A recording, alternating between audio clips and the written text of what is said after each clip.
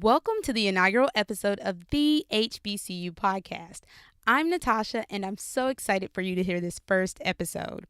I'll be joined by some awesome HBCU grads in the form of co-host and guest for this podcast. And just so you know, the HBCU podcast comes from my love of historically Black colleges and universities. So often we get information related to our university students, but we rarely get a look into the great things our alumni are doing in this world. On this inaugural episode, we have Mrs. Bree Maxwell.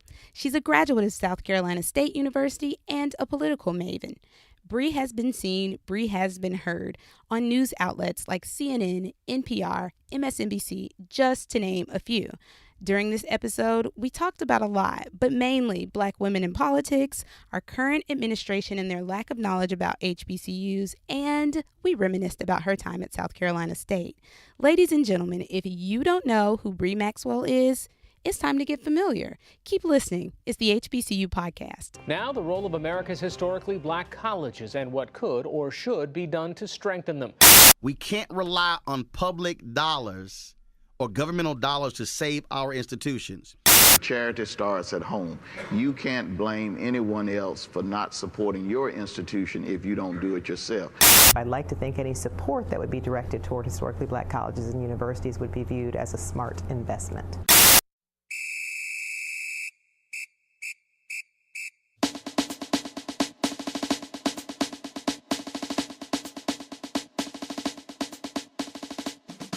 Hello everyone, I am Bryanta Booker Maxwell, but I go by Bree.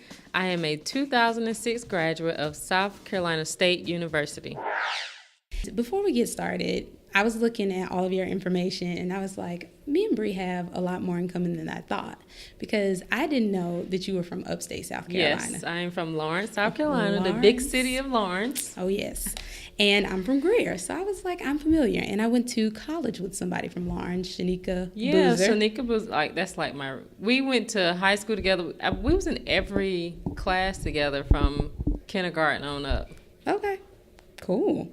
And, of course, we were at Orangeburg at the same time, so that's what I'm realizing as well, because I looked on your thing and I said 2006. Bree was there when I was there, but, of course, we met while you were there, I think, several times. So just so all of the guests, or listeners, I should say, know who we're talking to, I'm going to let them know. On our inaugural episode, we have Mrs. Bree Maxwell. She's a graduate of South Carolina State University and a political maven. Bree has been seen and heard on news outlets like CNN, NPR, and MSNBC. She's the president of the Young Democrats of South Carolina. She's a board member for Generation Progress, Fight for a Future Network, the talented 10th Columbia, South Carolina, and SC Equality. Her accolades include organizer for Every Black Girl, Inc. She's a member of Zeta Phi Beta Sorority Incorporated. South Carolina Black Pages and Black Expo South recognized her as one of the top 20 under 40 award recipients. She's a 2013 graduate of the New Leaders Council, which is an organization focused on progressive political entrepreneurship. And in 2016, she completed the prestigious Congressman James E. Clyburn Political Fellowship through the South Carolina Democratic Party. And on top of all of that, she's a wife and a mother. So I can't wait to hear about all your political insight and reminisce about your days at South Carolina State. So everybody, welcome Bree Maxwell. Welcome to the show. Thank you. I'm happy to be here. Yay. I'm excited. So like I said, this is the inaugural episode. And while I was thinking of this whole brainchild, I said, Bree came to mind right away. And I'm going to tell you why you came to mind right away, because I thought of this podcast right after the harsh news that Trump was going to be our president. And a little bit after that, it seemed like everything that came out about HBCUs was just skewed. You know what I mean? Like, we were getting so much attention, but people were misrepresenting what they represented. So we have a secretary, education secretary, who called them pioneers in school choice. And we have a president who invited everyone out and took photos, but really hasn't delivered on his promises because he didn't even really understand, what HBCUs were. So I was like, when Bree gets here, if she says yes, I I'm going to ask her what her thoughts are and all about this. But before we get into all of that, how did you get into politics? I've loved politics since I was little, and that's an interesting question because growing up, instead of me going outside and playing with dolls, I would be in the house watching Perry Mason, the news, Peter Jennings, all that stuff. And I would also have debates with my grandfather and my great uncles. So what I would do is I would line them up, and we would have a debate about something that I saw on TV. Oh, so wow. after that, I've always loved politics. And then it just became a bigger passion of mine when Bush became president, the second Bush became president. And we had this whole war issue, and then we had the whole pregnant clad issue with the voting in Florida. So after that, I've just been into politics, majored in political science, and then when I went to South Carolina State, it grew even more once I learned the history of South Carolina State and all that stuff. That is crazy. Like, little person having Yes. debates with I with had people, and you debates knew with- like early on you wanted to be in politics. That's crazy. So your uncles, like, are they, or your family, are they into politics at all? So what do they Nobody. think about, what do they think that you were like a future lawyer because you You know, I never asked them what they thought. It's just interesting that they can sit here and still recite those stories to me about how I used to act, but nobody is involved in politics the way I am. So to them, it's like, it's an enigma to them that I'm actually involved in it versus taking the route of being a teacher or the same route that mostly everybody else took. But I'm the only one that's active in politics. Okay. So while you're in politics, in which we read your whole bio and all of that, you are the president of the Young Democrats of South Carolina. And how long have you been the president of this organization? I've been the president since 2005. Before that, I was the vice president. Okay. And how did all of this come about?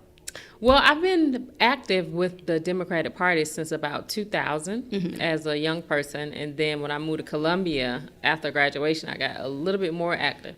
We had a South Carolina Young Democrats chapter at the time. Something happened with that, so someone decided to create the Young Democrats of South Carolina. And then when they created that, they were introduced to me. And so from there, we just started the organization, and we've just been growing ever since. Okay. And so do you guys have like a cap for like who and what young is considered? Yeah, so the beginning age is 18. The Okay. ending age is 39. Gotcha. But once you're 36 and over, you can't vote. So you can be a member once you're 36 to 39, but you can't vote. Okay. Now, I've seen you on television probably a lot during the 2016 election, and you shared your political views, and you've talked to CNN, NPR, MSNBC, seen you on the Jeffrey Lampkin show. Shout out. And how exactly did you come into the role of like being, I guess, what's considered a political commentator? You know, that's also another goal of mine in life, is to be a political commentator. I think it just happened by chance. Well, essentially, you are, no? Like, Well, from I guess kind of- I guess I don't consider myself one yet because Okay. I'm not officially on TV all the time. They're not always calling on you like, hey, Yeah. Bree, talk so to us it's about this. it's every now and then. But when Okay. I start getting those calls all the time, then I'll be happy to call myself a political commentator. It's coming. But I think it happened by chance because during the election, I received the call to be on MSNBC. They called me at 9 o'clock. Can you be at such and such at 9:20 to be on MSNBC at 9:30? I'm like, well, I can try my best to be there on time. So I went there and I felt right at home. I was able to answer the question. You know, a lot of times people like, you're on national TV, Right. so they don't know how to be able to answer the questions. So I was able to answer the questions, and from there it was like I just started receiving a lot of different calls about being on different networks. So, and then of course during that time, Jeffrey Lampkin had me on his show, and we were speaking about political issues, especially during the election. Right. Now, during the election, because you're a Democrat, I'm, of course, assuming that you were on the side of Hillary.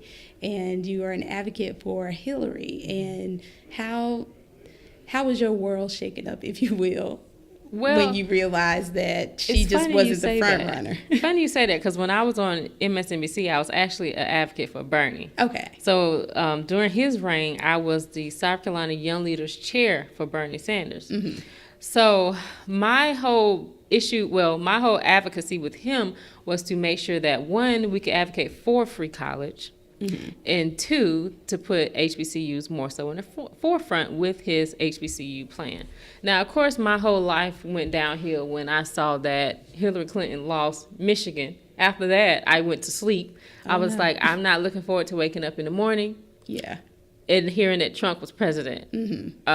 So I woke up at 4 o'clock to see that he actually did win the presidency. And I'm like, I don't know what's going to happen after this, especially with education, period, be it for HBCUs or any of our schools. Because you got to think about it. We have young black children who, if they can't afford to go to college now, imagine what's going to happen after the fact. Yeah. Because he has this whole new deal for Black America. And he said within this new deal that he was going to have a HBCU initiative in there. Well, with that, that's what he told the black president. That's what he told the presidents of these black schools. And they basically got bamboozled because Trump signed an executive order in May saying that it's unconstitutional for him to sit here and put funding to HBCUs. So at this point, I'm not sure what's going to happen besides the fact that I think private institutions will probably be fine, but I think it puts public institutions like mine in a different category. Now, because we brought up Trump, and we're just going to, I guess, segue into all of that. As soon as I watched the news, I saw that everybody was, I don't know if they took a bus, they all took different planes, how they got up there, but they decided, hey, we're going to meet with President Trump under this initiative, and saw that everybody kind of like joined around and took this picture. Something in my spirit said, this is not going to be good. Right. And I think everybody is realizing right now that it isn't. I think initially who came out and said this isn't what it appeared to be was Dillard's president, I think Dr. Kimbrough, and I think Morehouse's president also kind of spoke up. I think they even wrote some op-ed pieces about how it was kind of a publicity stunt. So talk about what you know about what Trump has promised to HBCUs or this so-called HBCU initiative. I think he's promised everyone a dream that's never, ever going to happen. That's what I think. And then I think in a lot of aspects is we just have to stop making everything seem like, well, one thing we need to remember is everything that glitters is not gold. Yeah. And just because someone says they're going to do something doesn't mean they're actually going to do it. Trump did that to render support from all these people. That is one way, the GOP's way of doing outreach into the black community. If we can sit here and bamboozle these people at these HBCUs, then we got them in there in our pocket. Yeah. So in that way, they're going to support us. And they're going to keep waiting on this money that we telling them that we're going to send them that we're not going to ever send them. Yeah. So Trump doesn't have any goals. He has goals on paper that he says out his mouth, but there's no proper goals that he's actually going to do. The Trump administration is really tripping me out because we talked about how we had a clear front runner with tons of political experience and just has done the work. And then we have this person that comes out of the blue who's basically a celebrity to become president. And then he goes and starts to hire individuals who are equally unqualified, as him. We have a Secretary of Education who doesn't seem to have the experience. We have what does Ben Carson do? He's over housing. And that's clearly not his forte. He's a doctor. Well, the only reason why he's over housing is because he grew up poor. So Trump that qualifies him. Yes, so Trump felt as if that would qualify him to be able to take care of the poor community. Gotcha. So with that being said, we have DeVos. I wanted to talk about this, of course, who decided to call HBCUs pioneers in school choice. And I guess one of my main problems with the Trump administration and all the people that he's appointed, they seem to have no regard for research. Could you just not look that up and see that your comment wasn't true? But anyway, to take matters further, one of our dear HBCUs decided to invite her to be the president for their commencement.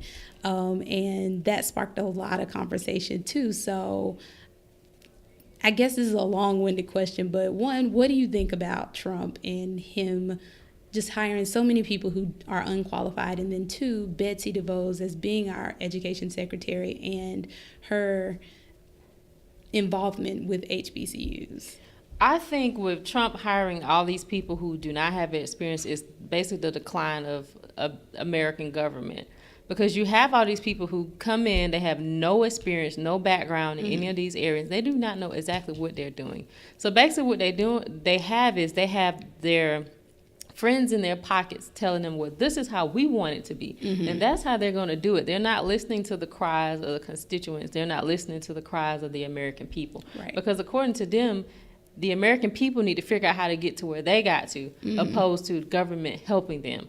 So I think that's just going to be the decline of American government and American society, because after Trump, we're going to have to pick up the pieces and figure out how to move on. Yeah. It's like the fall of Hiroshima and Nagasaki when America dropped the bomb on those two Japanese places. And I see it that way. Like, we are slowly declining that way because other countries, other continents are losing trust in us. Right.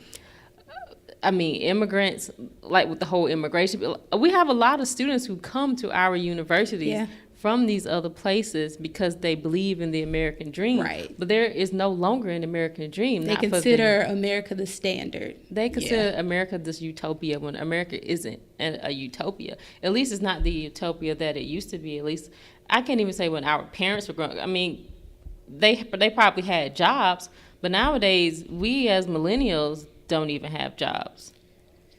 And it's not like the Trump administration is actually trying to create jobs. Since he's been president, the only thing we've been doing is 1, a Russia debate, 2, hiring and firing people, and 3, him picking wars with Korea. Yeah. Quite the hot mess, I will say, because the other day when I turned on the news and I saw that yet another, was it communications director? I'm not sure how many Anthony, he's had. He's out of here. He's literally treating America like it's The Apprentice, Celebrity Apprentice, and it's crazy. But before we get out of the government woods, I do want to talk to you a little bit about the work that Congressman Clyburn has been doing, because we have talked about how we've been promised things by our president, but we actually have congressmen and women who are on the ground doing the actual work. And I'm not totally clear on where the bill is currently, but in the House, it unanimously passed to reauthorize HBCU Historic Preservation Program for another 7 years. And then prior to that, that program had not been authorized since, or the preservation program had lapsed in 2009. So talk about Congressman Clyburn and what side he is on for the HBCUs. I know he's also an SC state grad, and just all the hard work that he's been doing since I think you have a little bit of rapport with him. Before that, I want to answer the question on Betsy DeVos. Yeah, sure. So she said that HBCUs are pioneers of school choice. Apparently, she doesn't know what school choice is for her to make that comment. HBCUs were the only choice for African Americans during that time. My mother attended HBCU. A few of her siblings attended HBCUs. So at that point in time, HBCUs, it's not necessarily they were pioneers of school choice. They were the pioneers of the only choice. Yeah, we were in legal segregation at that time. We couldn't go to college with anybody else. We went to schools where we felt welcome. We went to schools where we can walk down the street and there would not be a noose hanging. Yeah. So no, HBCUs were not pioneers of school choice. They were pioneers of the only choice. And at the time, and to me now, the best choice for our African American family, basically. I agree. And with Congressman Clyburn, I'm not sure where that bill actually is right now. I just know that they will not get all the money that they originally was hoping that they would get for the preservation of these buildings and sites on HBCU campuses. But I do know that, of course, Allen, Claflin, Benedict, South Carolina State, Voorhees would be part of that initiative. And I do believe it had already like 60 different buildings have already been able to be revitalized students program. So I'm not honestly sure where it's at right now, but I do know that that is something that he has been working on, and he is a major advocate of HBCUs, of course, and especially his alma mater. And I know when I was looking at this whole article, because I was like, it is great that, one, someone cares enough or thought enough about the future of our HBCUs to think about this kind of thing. I know I used to work at Payne College in administration and communications, and while I was there, we had a building that was certified on the list of historic places. And of course, that calls for funding so that those buildings can be preserved. But that kind of thing, I'm so glad there are people in government working on those types of things, because if they didn't, somebody come through and bulldoze all the history that we built here in America. So Congressman Clyburn, I'm glad he's an advocate, but I'm really interested to know more so about your political fellowship, because I did look a little bit up about that, and it says that is for the training of the next generation of leaders. And ever since I've been here talking to you, reading your bio, you're all about the next generation, about millennials, about young people, politics. So tell me a little bit about how that fellowship went, or how it's going. Well, Jamie Harrison, who was the chair of the South Carolina Democratic Party, created this political fellowship called the James E. Clyburn Political Fellowship. And it basically does exactly what you said, train the next leaders for South Carolina Democratic politics. So basically what we do is a 6-month political fellowship training program. We meet 1 weekend out of a month. It teaches you how to run for office, how to run campaigns, how to do campaign plans, campaign strategy, Good stuff. fundraising plans, the ins and outs of the Democratic Party, all of that. So it basically is training new people and more people to basically take over the reins of the Democratic Party, because we're going to need it, especially in South Carolina. Now, with that being said, you're, of course, a Black woman in politics and an HBCU grad, and of course you have all of this political experience, and you're continuing to grow your political experience. With Bree Maxwell LLC, which is your organization where you're teaching about, you're doing public speaking as well as teaching about politics. How important are things like this fellowship and just teaching people more about politics, Black young people about politics? How important is that for us going forward in America? Well, I can use myself as an example. I mean, growing up, I didn't have anyone who was politically active. So because of that, we don't realize the importance of politics. If I didn't teach myself, or I didn't realize myself how important it was, I would probably be as ignorant as a lot of other people. And when I say ignorant, I just mean not knowledgeable of it, not stupid to it, but just not knowledgeable of it. But it's important to me that the next generation, or the people younger than me, know about politics so they can come through and get active. Because a lot of reasons, and a lot of times, Black people aren't active in politics because they do not trust politicians and they do not trust the government. Right. But if there are more people like us, more involved in it. People that look like you. Exactly. People that look like you, Yeah. more so involved in politics and the political systems and government, then people will be more trusting, and then I believe more African Americans will vote, and then more things will be able to happen for us. Because we can't sit here and depend on, like, the Trump administration to sit here and take care of crime that's happening in our communities. Well, of course, that's not his job, but we can't sit here and wait for that. But if we have more people that look like us fighting for our issues, then I believe that will make a change. That will flip the script within politics, period. So it's like building a pipeline, basically, of just a bunch of Yes. young, educated people, educated in the field of politics, to be ready to take over. Like, this person is next. That's awesome. So how long have you been doing that through your organization? About a year. Okay. Yeah, just about a year. But my main objective is Black girls and Black women. Like, I have a major passion for Black women because we always get left out in the cold. As we are the biggest voting bloc in the Democratic Party, our issues are never brought to the forefront. So one of my major things is, one, get more Black girls and Black women politically active, politically savvy, and politically educated. Right. With that being said, it seems like, though, looking in media these days, there's been like a resurgence almost of Black women in politics. Like, we, of course, have trailblazers like Camilla Harris. Shirley Chisholm, of Shirley course, Chisholm. back in the day, but now we see Camilla Harris, Maxine Waters, and probably a host of other people. I mentioned Stacey Abrams earlier, who's running for governor of Georgia. But what do you think? Why do you think that's all of a sudden we're seeing so many more active African American women in politics? The truth of the matter is, Black women built this country.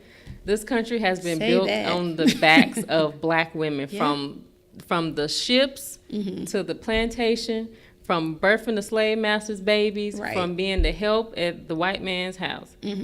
And now black women are saying, we're not going to sit in this kitchen and continue to fry this chicken. We're going to be out in this forefront, and you're going to listen to us. Because we built it, the civil rights movement is because of black women. Amen. And that story has been lost in translation. So we said no longer will we sit behind this closed door, and things get done when black women are out in the forefront. Now that's the truth. Okay. So we're going to switch gears a little bit because we've been politics. And I mean, I'm sure you don't mind talking about it because that is what you do. But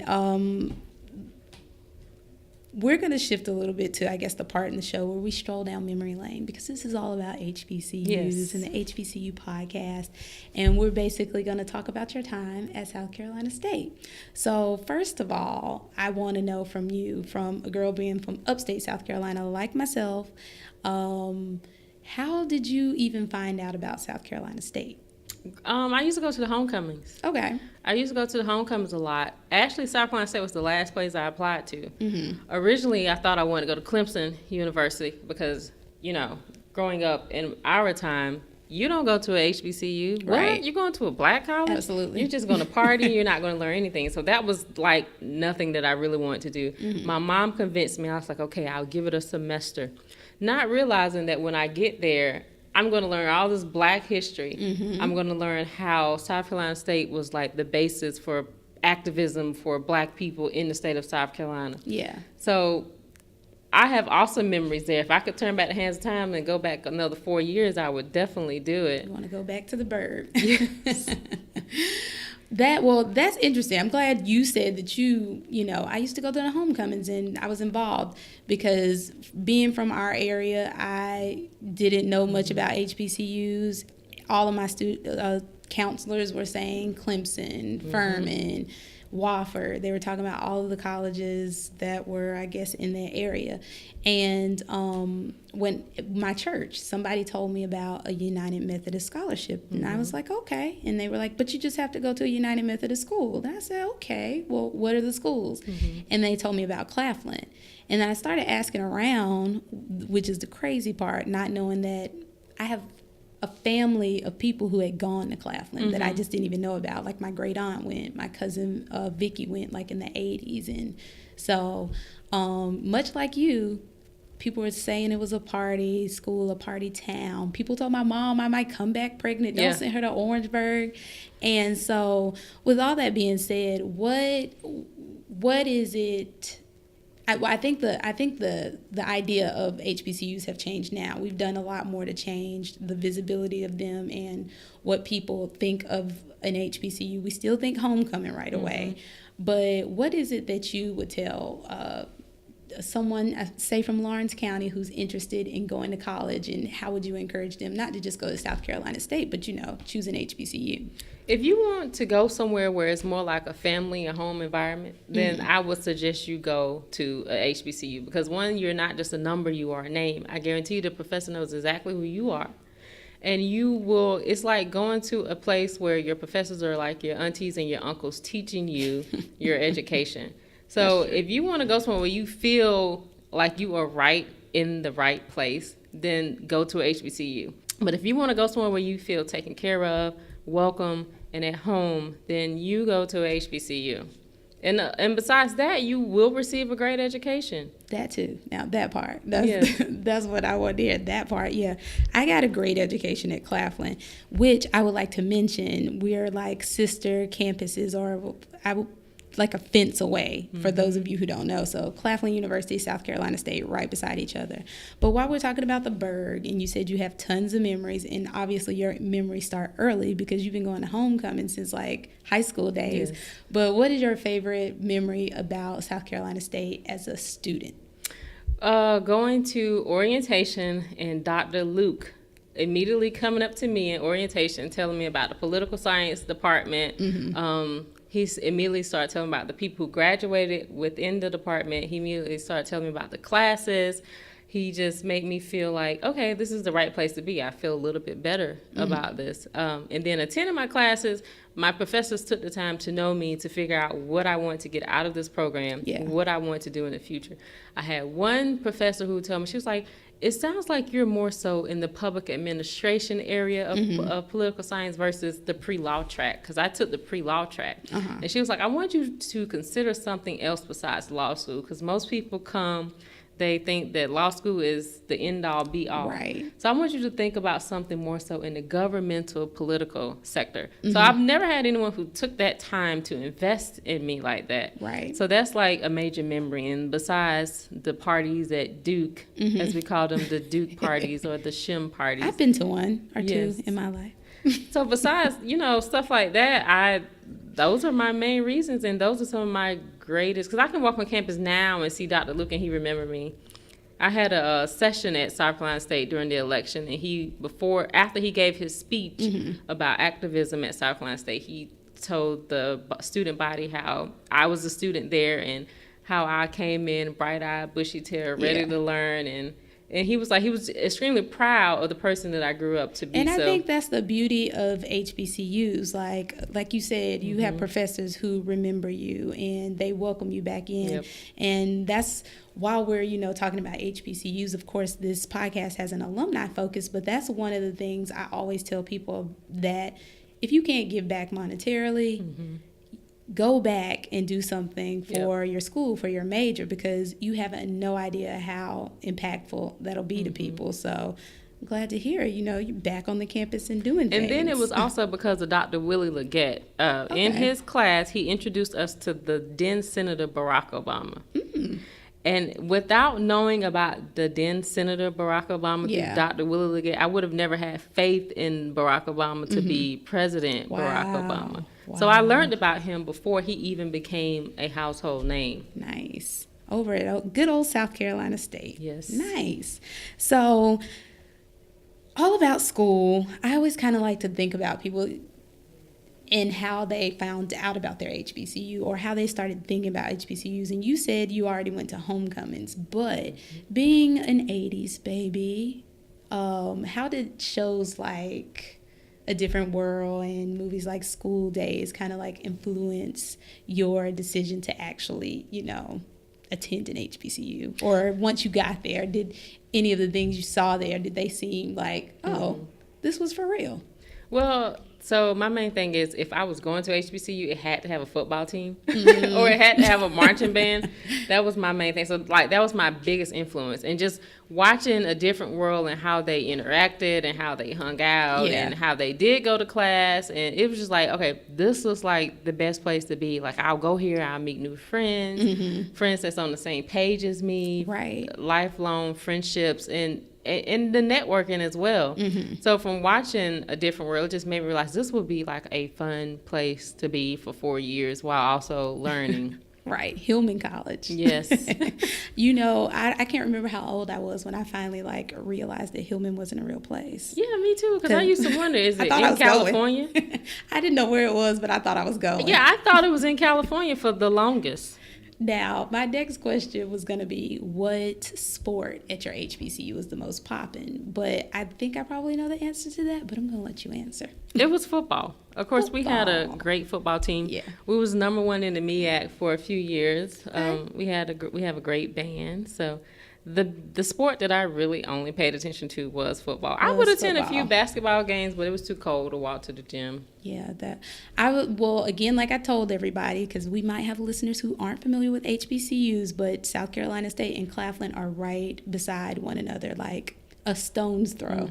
So I'm admitting this, and the rest of the Claflinites need to as well. During football season, we were Bulldogs. Yes. I was over at the stadium going to the games. I've attended homecoming, and it was great. It was awesome. So just to segue back into sports and all of that good stuff, homecoming. What are some of your favorite homecoming memories? Because I'm trying to think South Carolina State and who you guys' rivals, or was it? Our biggest rival is probably A&T. A&T, okay. Now, if it's a band rival, I think it's FAMU. Okay. But because with A&T, it's the Battle of the Border. Right, okay. Yeah, North Carolina, South Carolina. Yeah. True. But I don't have a favorite homecoming memory because they all have been great. So good. They all. So lit. Well, honestly, I think one of my favorite ones has always been campaign season. Okay. where we set up voter registration tables. And I remember the one year it was Hillary and Obama running for office. So we had the Hillary section, and then they had the Obama section, getting people registered and getting people knowledgeable and active with the campaign. So that may be my fondest memory. I love how super studious your homecoming best memory answers are. Like, I was registering people while y'all were out here, knucking and bucking. But we're going to move on then. So, of course, like we said, HBCU focus is what this podcast has. And, of course, it's an alumni focus as well. So, South Carolina State and giving back for you, what does that look like? Okay, so for me, I give back by being promotional. So I tell people about South Carolina State. When I find out kids are graduating from high school back home, like, you should look at South Carolina State. I'll take you down there to orientation. I'll even help you pay for your first year books. So for me, it's just being promotional and marketing the institution, and probably just being a off-the-record admissions representative. Because I'm always encouraging kids to go there. My son, that's all he knows is South Carolina State. Granted, his father attended Claflin, but you train a child in the direction that you want them to go. So that's what I've been doing with our son, because all he knows is South Carolina State. We're going to have to get him over to Claflin and let him, check out the place. Well, that's up to his dad. It's not up to me. And, of course, I give back financially. So I probably make a contribution like every 3 months or so. Okay. But I think it's important that we do donate, whether I don't care how bad your experience was there, because you got to remember it's not all about you. Yeah. So you have to remember that. Do you want to sit there and be the person that's going to talk junk about your institution on social media? Or do you want to be the person that's going to enhance it? So I think that as alumni, we should always donate. I don't care if you're donating $1. Because that's $1 more than what they already had. Absolutely. Now, you said you're the promotional, and she is. Because you know how I can go right offhand and say this? What I love the most about when I got your bio, read everything, the first thing on there it said is she's a graduate of South Carolina State University. And I always tell people, it's the least you can do. Like, if you're being recognized for anything, or your bio has been imprinted in anything, you can at least put the school that you graduated from there, because that gives them just that little bit of promotion. You don't know who's reading that and decided they wanted to go to the web and then check out, what is this South Carolina State? What is this Claflin? So Bree does promote, because that was the first thing on your bio as soon as I started reading it. Now, you say that you give back financially. You also promote, and do you participate in your university's alumni association? Actually, I don't, and that's only because I have an extremely busy schedule. Whenever my life slows down, then I will. I actually hate to say that on this podcast, but no, I don't. But we have a great alumni network. I know a ton of people who are involved, and we have major scholarship events that we do through the Alumni Association. Awesome. Now, what do you think about graduates who haven't contributed to their university financially? And what I mean by that, not like personally, I think you're a bad person or anything like that, but usually when people haven't done so, I guess they're just not informed about exactly where their funds are going, which is a totally different topic for me, because it kind of doesn't matter, but it does. Oh, I agree. But what I guess do you have to say about your fellow Bulldogs who haven't given back to the university financially? I think it's an excuse. There's no reason why you haven't given back. There's no reason why you can't give back. If you can go to homecoming and participate in the festivities, you have to spend gas money to drive there. That's true. Money that you could be sending back to the school. Right. Because if the school closes down, then what? Yeah. Your extra $20 that you gave to the institution could have helped keep the doors open. Absolutely. So I don't care what history you had with it. I don't care what you see in the news about it. You have to always remember that the media doesn't always put out good press. Amen to that. Just like when they was talking about closing doors at South Carolina State, and they was talking about our funding and mishandling of money. Right. But if you sit there and you listen to what the media says, you're going to think that we're a bad institution with a bunch of people running it that don't know what they're doing, without you knowing how the history of the school and the issues that we have now goes back to like 1987. Yeah. It's a long legal battle that we've been dealing with. The state of South Carolina has not fulfilled their promise to South Carolina State. They were supposed to help create an endowment. They were supposed to make it a research institution. They did none of that. South Carolina State was supposed to be the premier teaching institution for the state of South Carolina. The state of South Carolina did not fulfill that promise for it. So a lot of the issues we have falls on the back of the government of South Carolina.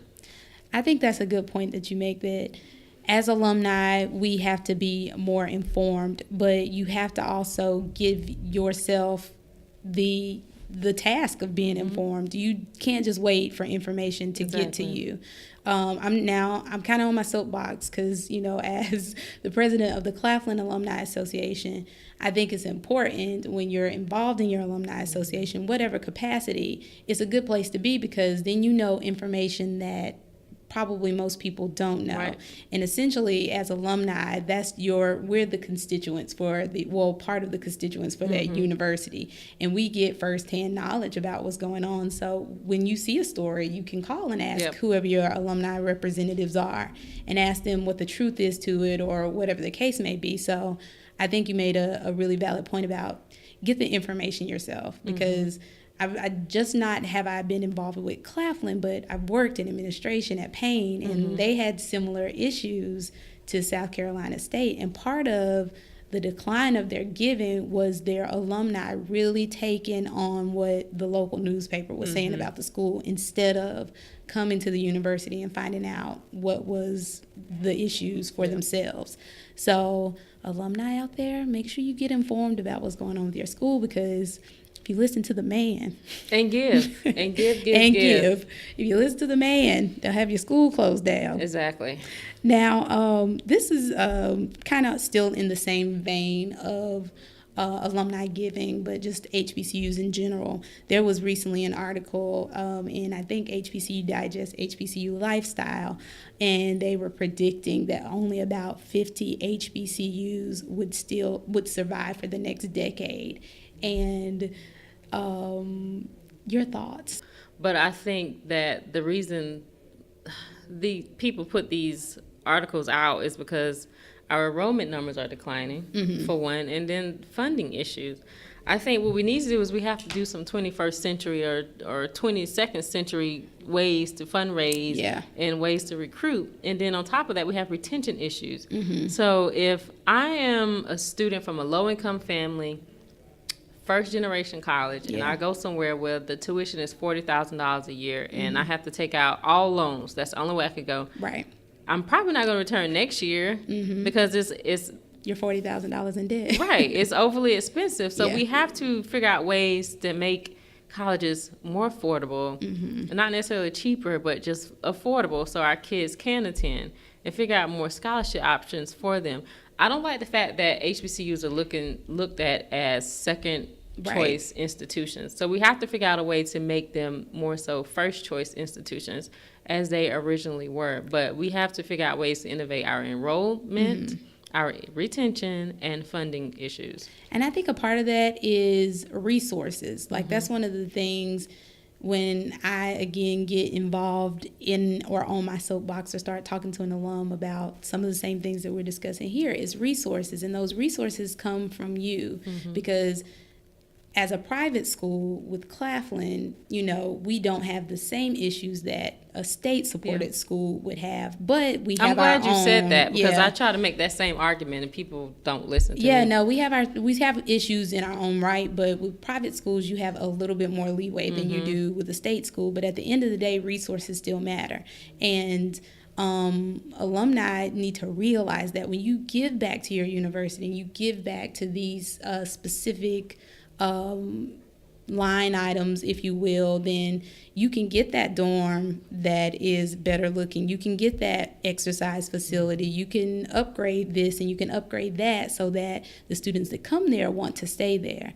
Another thing I think, you mentioned retention and innovative ways. A lot of our schools are doing online now, so they're catching on to the wave, and so there have been less traditional students. The decline has been there because maybe the online enrollment is growing. I don't know. Either way, it seems like people definitely need to start giving back so that your university will have those resources. Exactly. Yeah. So I guess a last question that I have here, if you could encourage your fellow Bulldogs to give back, because I think you've said that a little bit, or get involved in all of that kind of stuff, what would you say? I would say look at what has been happening with the school as of lately. If we were in a better position than what we have been doing, we wouldn't have had to have Henry McMaster as our graduation speaker. I'm not sure what good that did, not one bit. I guess their ideal of bringing Henry McMaster is to show that the school and the state has a better, or will have a better partnership. I don't think that's the way to make it seem as if we have a better partnership. I think a way to do that is alumni need to, because like Nikki Haley said, Governor Haley said before she left, where are the alumni? What are you doing? And she has a very valid question. What are you doing besides being on social media and talking junk? We have a social media group called I Choose SC State, and a lot of times people just are in there ranting and raving, but what are you doing to make the situation better? We can sit here and we can complain about the staff of the institution all day long, but that's not going to change anything unless someone fires them. So I think what we need to do is, one, we need to make sure that we're being held accountable. We'll make sure that we're getting people to the school, that we are actually donating. And if you wanna make a change, then you should join the board of trustees. All you have to do is apply and lobby the legislator. If you want to make the change, you have to figure out a way to do it instead of complaining, because social media is full of leeches. And it's full of trolls. Yes, and that's not going to make anything any better. So you have to be the change that you want to see. You can create an outside organization within yourself to help make the change better, even if it's not through the institution. You can do things like that. You can create PACs if you want to have funneling into the school, or we can create PACs to have people run for office who will actually vote for issues affecting the institution. So it's a number of things you can do instead of sitting on your butt fussing on Facebook. Awesome. Well, Bree, I am going to ask you just one last question. It's not about HBCUs. It's all about you. And it's basically, how do people get more information about what you're doing in whatever capacity, whether that's your actual business or some of the organizations, one of the many organizations you're involved in? How do they get more information about that? The easiest way is to follow me on Facebook.